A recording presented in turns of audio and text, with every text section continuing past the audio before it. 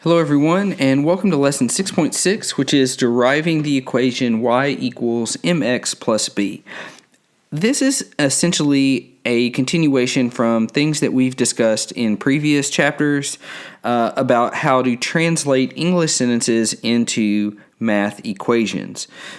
We will talk about a lot of different things that relate back to lesson 6.5 and 6.4, but you're also going to be asked to take word problems and create a math equation out of that.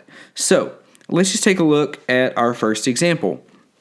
Our first example says the cost of making a smartphone is $35.12.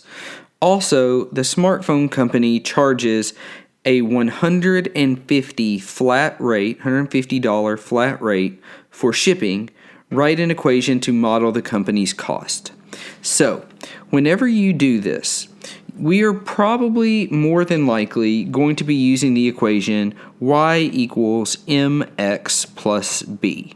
Now, there are a couple things that we need to understand with the way that problems are worded and how we need to put numbers in the correct spot.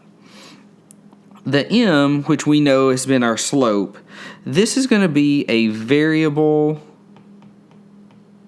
cost. And we're going to call that a variable cost, one, because the variable is right next to the slope, but two, because in most of our examples, we are going to have a cost that changes based on something else. So, for example, we might have a membership fee that increases every month. Right, we might have to pay $35 a month every month to join a gym. You might have someone mowing yards, and they charge $10 per yard. Or you might have a guy selling candy bars, and he makes $2 every candy bar. So there's always a variable cost that we have to take a dollar amount and multiply it by number of months, number of candy bars sold, number of yards mowed, something like that.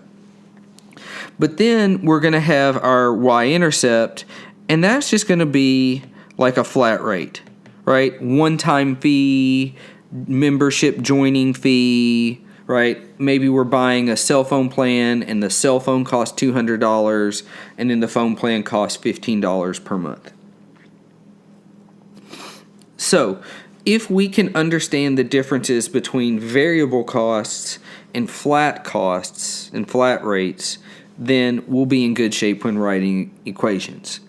All right, going back to our example or our question, let's read that again and see if we can pull out any big information.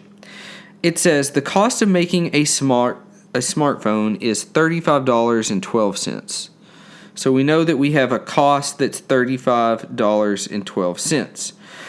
Also, the smartphone company charges $150 flat rate for shipping. Write an equation to model the company's cost. Well, we've got some extra information that we have $150 flat rate. So we know our $150, there's our flat rate, and we know it costs $35 to make a smartphone, but that's $35.12 for every phone. So that rate is going to be our variable cost, because it's not just $35.12 one time, it's $35.12 to make a smartphone. And we know companies make tons of smartphones, hundreds, thousands of smartphones. So the cost for the company is going to be $35 for every phone, which is our variable cost, plus $150 to ship it. So to write our equation, we're just going to say y equals $35.12. Let me write that number the correct way. $35.12 times X, because we don't know how many smartphones they're making, plus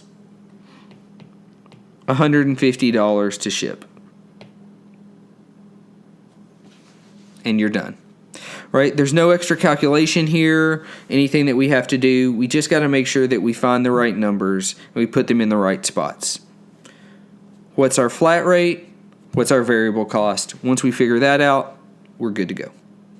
All right, moving on to number 2 and 3. So, number 2 says find the equation of a line with m being equal to 3 and b being equal to 4.5. So again, we have 2 pieces of information. We have m being equal to negative 3, and we have b being equal to 4.5. Well, as we've covered in previous sections here, we know that m stands for slope, b stands for y-intercept. So all we have to do is plug things into our equation, y equals mx plus b. That gives me y equals negative 3x plus 4.5. Getting the numbers in the right spot, and that's it. Okay, the last question that we'll have is identify the slope and the y-intercept. Well, hopefully by now we know that our slope is whatever number is attached to x, and our y-intercept is whatever number is on the end. So all we have to do is just say, hey, our slope is 1/4, and our y-intercept is negative 3. And we're done. So this lesson just reinforces some things that we've done before, whether that's been in chapters 3 or 4 with writing equations and translating English into math statements, or maybe it's just being able to identify specific pieces of information to reinforce where those numbers and values go. Hopefully this has helped you with this section, but as always, if you have any questions, please let me know.